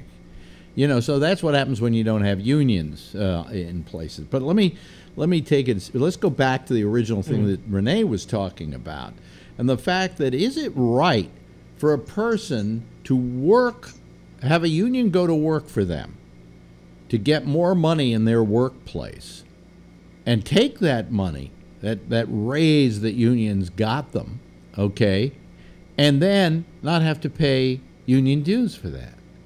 You know, is that right? There's a service being provided here, and it's not being reciprocated. I thought if a workplace was union, you had to be in the union to work there. How could they have non-union guys working there? Well, they didn't say that comes to an end. What it just said is that people who didn't want to pay union dues, didn't want to be a part of the union. No, their dues can't go to political no, donations. What it wasn't that, but they also couldn't collect dues if people didn't want to pay them. It doesn't really stop arguing. No, that's not what I no, but no, you got it wrong, Phil. Say goodbye to the unions. Renee, what was the decision? And then we'll go to Patrick. It doesn't matter. Just say goodbye to the unions. No. But I'm not asking you that. I'm asking you what was in the decision yesterday. I'm going to look it up. Okay, let him look it up. Yeah, he'll go look it up at glennbeck.com. Yes, Patrick. Wait a minute, hold on a second. Yes, Patrick. We want to know your source, Phil. Google. Yeah, go ahead, Patrick. No, what I was going to add to it is my understanding was that those who did not pay also had a choice of whether or not they wanted to bargain on their own, separate from the union, so that they did not take advantage of the union benefits while not paying dues. That's something here's the thing, though. I don't think that's right. Let's think for a moment about collective bargaining and what it really is all about. There are certain jobs, carpet installers, who really, a guy can't go to Phil and go, I'm your best carpet installer, I want a raise. Yeah, he can. He can say it, but you're not going to give him the raise based on that. He doesn't have Well, if he threatens to go to the next guy, he doesn't really have bargaining power, Phil. And the reason why unions existed was that it gave the individuals as a group bargaining power. Okay. If you're a steel worker, what are you going to do? I'm the best steel worker you got. Well, fuck you. Go. Well, that's what you see. That's the problem with unions. They claim they're the best, but these guys are sitting on their ass 90% of the time. The guy who is the best is going to be working whether he's in the union or not. Nah, it's bullshit. It's bullshit. What they'll do is I don't know about that. You don't agree with that. You don't have bargaining power. Yes, Jeff. Okay. Well, I had a union job at one time, and I was just totally depressed with the whole union strategy. It didn't do any benefit for me. Yeah. I think I had to pay a certain amount, which was not such a big deal. The amount of money that I was making was the same I was offered by a whole bunch of other companies at the same rate, and I didn't realize that when I took the job that I had to be a union member. And quite frankly, anytime I discussed anything with the union people, they were basically, no, we don't want to do that. So I was pretty pissed off with that. Let me say that.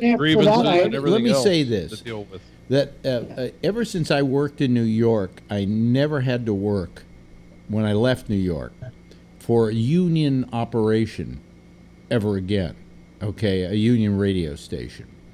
And I, for those years, all those years, kept my membership active in AFTRA, which then became SAG-AFTRA. And the reason I did it was this. I believed in unions, and I believed they should exist because, yes, I had bargaining power. I could go into somebody and say, I want $100,000 more a year because I'm making you so much money, and I'm going to leave you if I don't, and they cough up the money.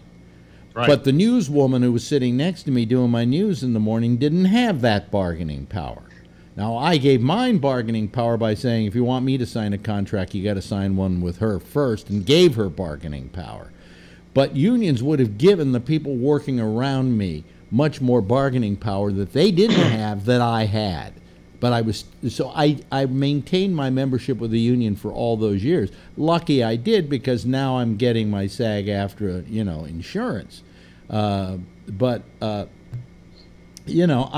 I believe in the spirit and the reason for a union to exist, and I believe. I just believe in it. It depends on the industry, because I've always seen, in a labor-intensive industry, you can have 5 guys that work their asses off, and you can have 5 guys that don't do shit, and they still get paid the same. Yeah.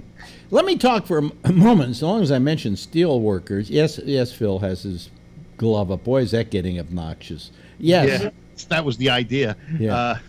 Is that a tribute to Joe Jackson? No, it's a tribute to minstrel shows. The other glove. Yeah, Joe Jackson died the other day. Yeah. No, this is one of those gloves you use to touch photographs. But New York Times. You want the New York Times? Yeah. Okay. It says here that workers who chose not to join unions may not be required. Oh, government workers who chose not to join unions may not be required to help pay for collective bargaining. Yeah, this was about government workers. Yeah, go ahead. Forcing those workers to finance union activity violated the First Amendment. That's what the majority wrote. Bullshit. So, it's bullshit.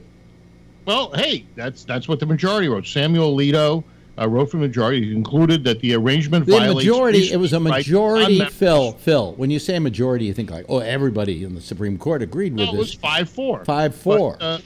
All right. So he said that free speech rights of non-members, by compelling them to subsidize private speech on matters of substantial public concern.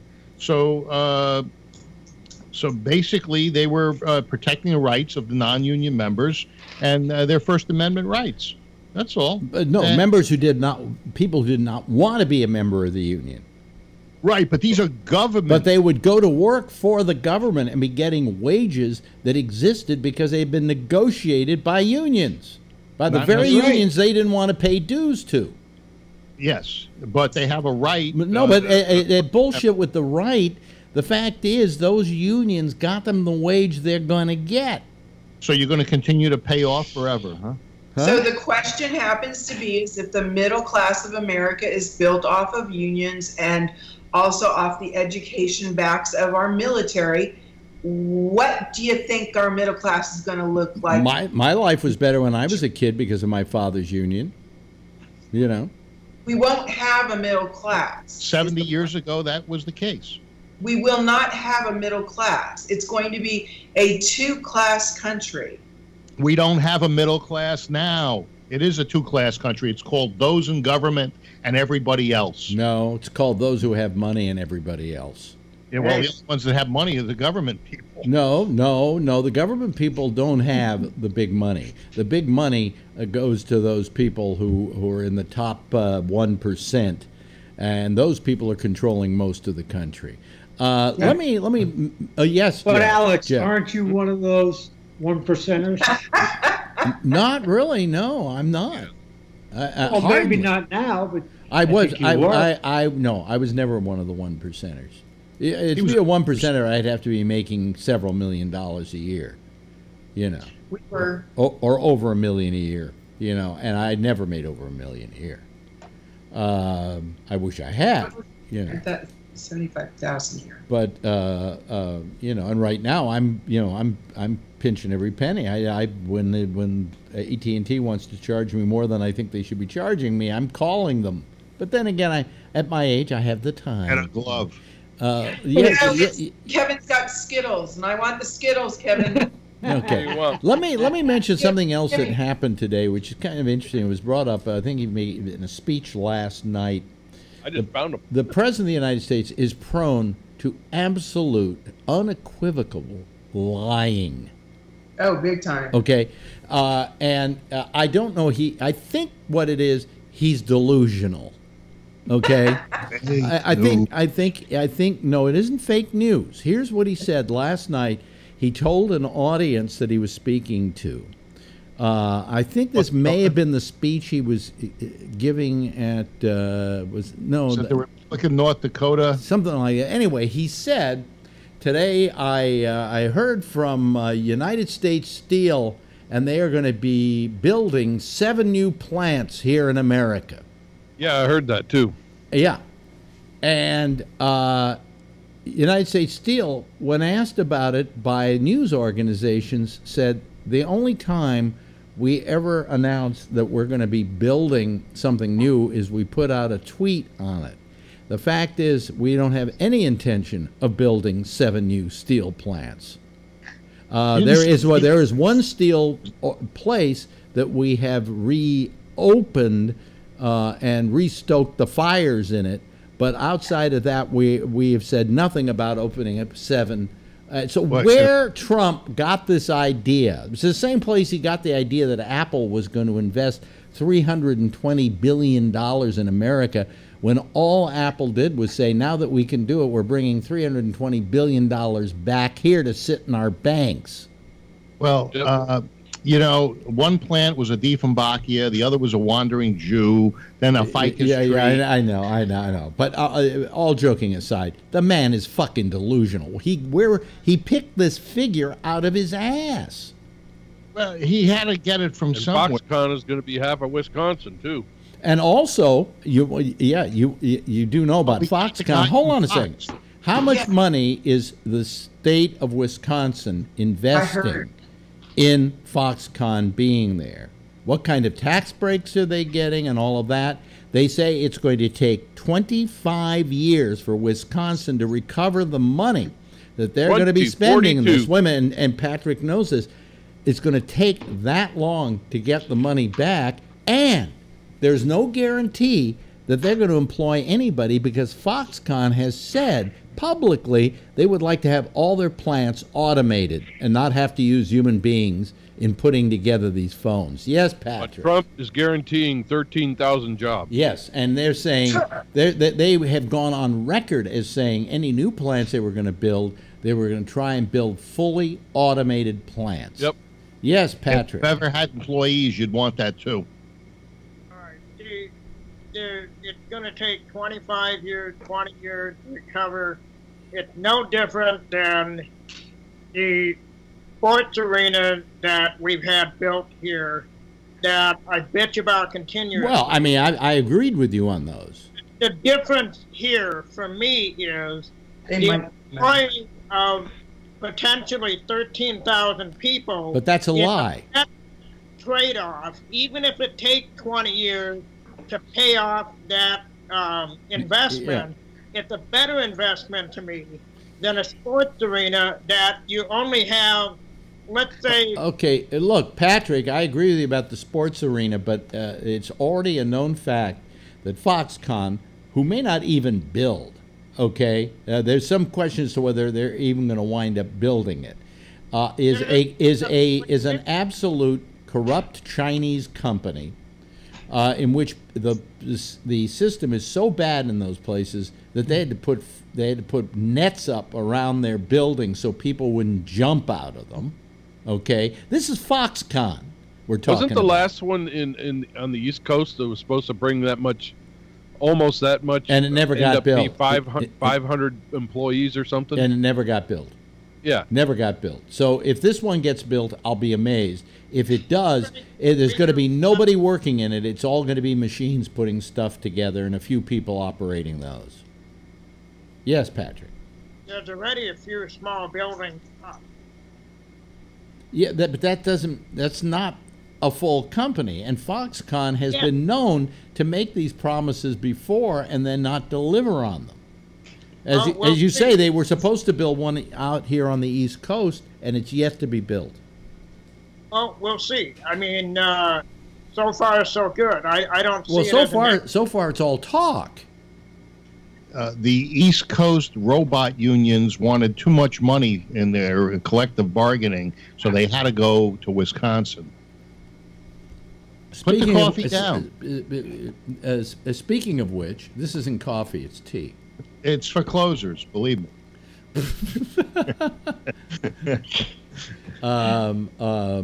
What was I going to say now? I had something I was going to say about that. When you guys started talking about Fox, the new communications director for Trump is coming out of Fox. There's a guy who had to leave Fox with Roger Ailes because he aided and abetted Roger Ailes in his bad deeds.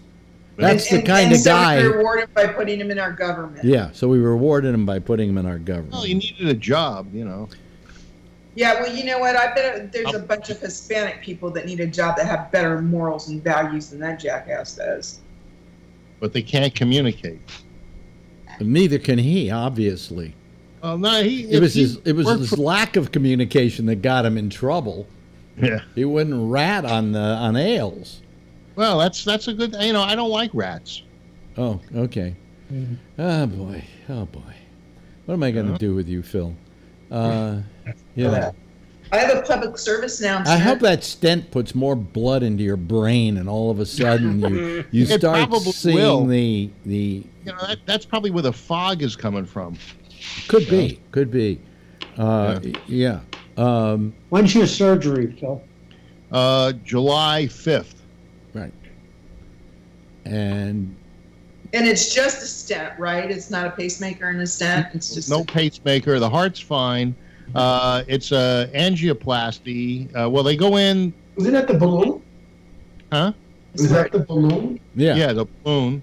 And then they can make little balloon doggies in there. And then they stick some sort of stent in there. Yeah. And then they pull out and they send me home. That's kind of like you on dates, isn't it? Yeah. I didn't hear you. I'm sorry. Are we still using plastic stents? You know, I don't know. I didn't know if they changed to another fabric because they were trying to keep it from closing down. Get the stent that they on late night TV, the lawyers will say if you had this stent. Plus this no, but Jeff maybe knows a bit about this. I think the answer is there's multiple materials that are available, and just because some people change what they like to use, when I say they, I'm talking about the doctors who make those decisions, that changes all the time. But, the more technology we gain, I would think. Pretty soon we're going to you learn from the experience, and some of the materials that used to be a great idea not so good, and that doesn't mean that you're going to take the one out that you've had it for 20 years. Right. If it's still working, you'll stick with it. The lead pipe. It's all the McDonald's straws that they're banning. They're going to use those. They're going to start using them. Yeah, flex straws. Yeah, it'd be good. Yeah. So anyway, the day afterwards, I go to the neurologist and find out why my feet are. I tried that stuff, that lipoic acid. Yeah. It just made them worse. Really? Yeah, it made it worse. Yeah. So, Phil, we were talking about these 17 states in the United States that you keep telling me that these women are free to make their own choices, but I keep telling you if they can't make their own choices over their body, they're not free, right? Well, it's just not free because the government isn't paying for it. No, they're not allowed to have abortion or abortion pills. They're not allowed. They won't be able to do that without leaving the state. It causes a financial hardship on all of those people, all of those women that are in the states. Listen. You know, we have come a long way with this. Okay, the fact is that even if these women have to go to another state, there is somewhere they can go. Not always. Well, think about it. So it's 17 states. You have to be in a state that has a decent next door neighbor state. Yeah. You can't be. So it's not like Mississippi and Alabama. Mississippi is a shitty state, and it's not near other states that have. You know what's always pissed me off about these anti-abortion people? I never said I'm for women's rights. You know, I'm pro-choice. I never use that term. I say I'm for abortions. Okay, I'm for abortions, and here's the reason why. Is first of all, how many out of how many pregnancies is there a natural abortion that happens? But I think 20, yeah, I heard it today. It's 25% of the time first world women lose their baby in the first and second trimester. Right. So that right off the bat is not that great of a number. Yeah. But my point is that this is something that This is something can happen to somebody that is going to impact their lives, and they are fully sentient beings of, say, over the age of 15, okay? Most of them. Whereas that zygote that is the beginning of life cannot exist outside of the mother's body. That being the case, it is completely her property and her decision of what she wants to do with it. Well, in Florida, the Republican candidates for governor were debating today, and they both said that they wanted a law called the heartbeat law, where if there's a heartbeat, you don't abort. Okay, so let's go back. Let's take a step back. Then so it's a zygote. The 25% of the women of the miscarriages that happen to the women in the United States, okay, in our first world country here, that fell if at the particular point that your law gets put into place, if I were a woman and I lost my baby because I was part of that 25%, you can now try me for murder. So that's what a heartbeat law is. It means that you're going to hold women up to something that they have no control over what their body is doing for those 25%, and you're going to hold them accountable, and you're going to take them to trial. So look at this. Just say you were a couple that absolutely wanted to have kids. Because I have a girlfriend who had 7 miscarriages, and every one of them was just horrid. To see her go through the pain and the amount of loss every single time. My ex-wife had a miscarriage at 6 months. And so the point is that you're going through this stuff, and now some guy says, guess what, we're going to try you for murder because that baby was nobody's trying anybody for a miscarriage. Yeah, they do, they have, and they did. Yeah, and in the 60s they did this. Yeah. See, when you want to poo-poo this as, oh, it was such a long time ago, honey, we remember the 60s. There was a time when black people had to drink from a different water fountain, and that was all for the 60s. Come on, I'm looking here what states have this abortion issue, and I guess Colorado is one of the states that doesn't allow abortion? I don't think that's true. Which are you looking at? Wikipedia. Yeah, well, I would probably choose Mayo Clinic or Planned Parenthood or pick somebody that actually any infertility doctor. I wanted to know which states didn't allow abortion. And So the heartbeat law just passed in Ohio, and the other heartbeat state was Illinois, right? Oh. I should be right on that. By the way, we've been joined by Jackie. You there, Jack? I'm right here, Governor. Turn on your camera, will you? Oh, thank you. Yeah. So if you search heartbeat states... Mm-hmm. Oh, I was looking for where abortion was illegal. So do you want to know where abortion is illegal, or do you want to know which the heartbeat states are? No, I want to know where abortion was illegal. In the United States in 17 states. Jack has his hand up. It says in the United States, every state has at least one abortion clinic, and abortion in the United States is legal. Okay, so it's not legal in 17 states, and the state of Texas only has 3 for its size. Because so they when have you say every state has 1, that's not true. They have found ways around the Roe v. Wade, but I think you may be wrong, Renee. But the number you're listing may be too high, or be.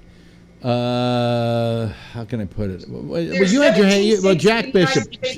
6 states have trigger laws, which I don't know what that is, and 3 states have laws intending to criminalize abortion. Okay, Jack has his hand up. I hate to say this, but for once I've got to agree with Phil. That is about the right count. My sister-in-law from my first marriage was a counselor at a women's clinic and still has contacts in that field, and that is what exists. You know, our good Republican friends like Phil have made it extremely difficult in many states for a woman. In your state. Yeah, in my state. But here's the thing that I bring up to Phil Myers, why he's half-stepping about this, why he's not stepping up to the plate. Nowhere have you people suggested... You people? What do you mean by yes, you people? Yes, and you can call me you people too, because you know how I am about that. It's all fair because we're talking politics, and we blast each other, and we attack, and we get up the next day and attack some more. Let's get bloody. Everybody's got a jugular. That's the attack he wants. He wants to give me a heart attack. Hey, I can't get upset until Tuesday. I'm the guy that's walking around. Yeah, wait until he gets his stent, okay? You know. Yeah. Hey, look, Phil. Yeah. You guys have refused to even suggest a border check of women as they leave this country to see if they are pregnant and to check them when they come back in. That's an invasion of privacy. Hey, No, it's coming, I'm sure. And forced pregnancy is a form of servitude. What do you mean forced pregnancy? Exactly. If you're going to force women, if you want to have an abortion, I say have the abortion, but have it before it's a viable fetus. You know. Well, no, but see, you just said your definition of viable fetus might be when a heartbeat is detected. Well, that might be a reasonable definition. That's what I said. What they're talking about in the Florida debate today. Well, what does Phil Meyer think is reasonable? Well, right now, Phil Meyer says for Phil Meyer, he would prefer no abortion. For anyone else, they have the right to choose, and I support that. Yeah, I agree. I agree with what he just said, because I'd said that for years. That in my case, if somebody came to me and said, "Hey, Alex, you know, you got me pregnant. Do you want me to get an abortion?" I would say no, because I would want the kid. You know, so for me, yeah, I'm anti-abortion for me. But that's what the whole thing is about, is making your own decisions. Now, if she wanted to have the abortion, then I would have no say-so over that. But all I'm saying is you're saying on a personal level, no, you don't believe in abortion, but you don't believe you have the right to tell somebody else they shouldn't. That's correct. And I think that's perfectly reasonable. I agree with and you do realize that Planned Parenthood's that is the most reasonable thing you have said in the entire 4 years that you've been with this show, Phil. Hey, my opinion hasn't changed on that. I mean, Renee can vouch for that. 4 years ago, I had the same opinion. Well, how come your party doesn't take that same attitude? I can't answer for a party. I can only answer for myself. No, you have to ask Patrick that question. Patrick? I believe that I like the heartbeat rule. I think that's a reasonable thing, that once it has a heartbeat and it can live outside the womb. No, but it gets a heartbeat. It gets a heartbeat like in the third month. You can hear the heartbeat. Yeah, maybe earlier than that. Saying, if I'm going to go basic, I'm going to go by the heartbeat. However, my stance is, personally, I don't like abortion on any level. However, I'm not going to sit and prevent somebody from getting one.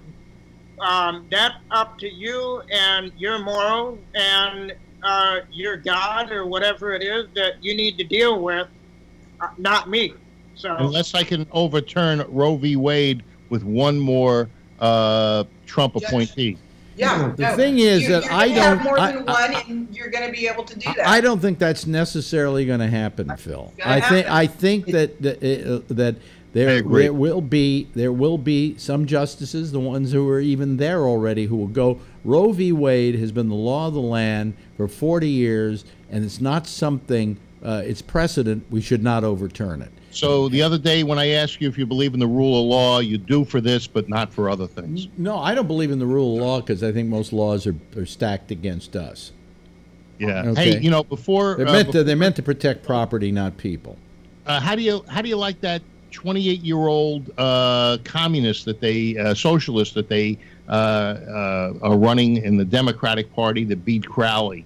I understand that she wait a minute. Socialist? Why? To begin with, there's nothing wrong with being a socialist, but go ahead. Yeah. She is called for open borders. Yep, I'm all for that. She wants listen, more there votes. are two things. There are a couple of things about that woman. Number one, I know why she won. She is preferable to Crowley. She is smart. She is articulate, and she's hot. Okay. Hey, I guess you like, the Puerto Rican look. Rosario Dawson, she's hot. No, he likes the feisty brunette. Rosario Dawson. She's a feisty brunette, and I think, I don't know what her district is. I don't think it's mine, but if it is my district, I'll vote for her in a second. I would vote for Rosario Dawson if she told me to get into the ovens and on the train. She's so hot. Yeah. So, you know what's really funny about this woman who won? She was saying that her district is more than 50% immigrants. And I thought that was really interesting because it's like vote. Brooklyn. Most of them can't vote. I think that what made her. By the way, I got to say something quickly here, just to get you prepared for it. Next week we're not going to be on Tuesday or Wednesday, the whole network, because it's. Are you shutting down because of my operation? Yes, because of your operation, in preparation of it. And then we'll do 2 days of honoring you before the operation, and then but we're taking it off because of the 4th of July. Yes, Patrick. Shouldn't that particular election prove to you, Alec, what I've been yapping about on here, that local elections matter? Yeah. Because yeah. She beat somebody who assumed that he was just going to win. He spent 10 times the amount of money she did on advertising. So Hillary. She spent more than Trump. She actually won the popular vote. But Trump got a lot of free publicity. On the exit polls. Trump got a lot of free publicity. He skated on having to pay for it. Yes, Jack's got to talk fast because he has a show to do. Yeah, before I go, remember this also. There are a lot of those of us who have been unconventional lefties, who've held our noses and voted for people we would not have wanted to see in office. Brian is a good example. I'm a good example. Now we're getting some candidates that more reflect our position, and we're going to back them to the hilt. Good, because I don't think they're electable. Well, good. Well, by the way, this woman is electable because they're not going to elect a non-Democrat in her territory. Okay, so she's going to be a congressperson, no question about it. It's just one. But she never thought she was going to make it through the primary. That was where she had a nice big smile on her face. She couldn't believe it. If you saw her the night of the election, when she found out she won, she almost collapsed. Yeah, Jack, quickly. Anybody that wants to keep this conversation going, come join me here in 5 minutes. Okay. Thank you, Jack, for being with us this evening. It's a pleasure. In fact, let me dump you, and let me go to Patrick, who should have probably just about the last word here. I think her surprise was more at her percentage that she won, more than that she won. I mean, I know she was surprised that she won, but she won by, 11 or 12%? Yeah, so she kicked his ass. And that, again, it just proves, Alec, that, you keep yapping that elections don't matter and your votes don't matter. And she proved that a guy who had been there for 20 years that can get beat by a young woman who actually put her nose to the grindstone and knocked on doors that were never knocked on before. And what did she do? She pulled off a huge upset. And as you said, now she more than likely will be in Congress. Yeah. So the elections matter. And people who say they don't, they're full of shit. And look at that one. Yeah. Okay, let me see here. For some reason, I wasn't... there it goes. I couldn't get it going. But I got it going before the show was over. Hey, listen, that's it. This is a great conversation tonight. This is, if I were to show somebody what the Citizen Panel was all about, I would point to this. And certainly Renee kicked it off nicely, and Patrick added to it, and Jeff added to it, and Phil was there from the very beginning, and Kevin, we always love having you here, and Tony, good to see you back again. Listen, everybody, I think it might be nice if you all gave everybody a big wave goodbye, and we'll say goodnight to you. That's our Citizen Panel, folks. And go over and see Jack. He could use the company, okay? Anyway, thank you all. Let me hang up on them. Let me also turn my Skype off so the next show can use it. That's Jack Bishop, the guy you just heard a while back. He does a thing called The Intersection, and it's on next over most of the same Gabnet at 1 o'clock this morning. Yes, you know what it is. It's Connections.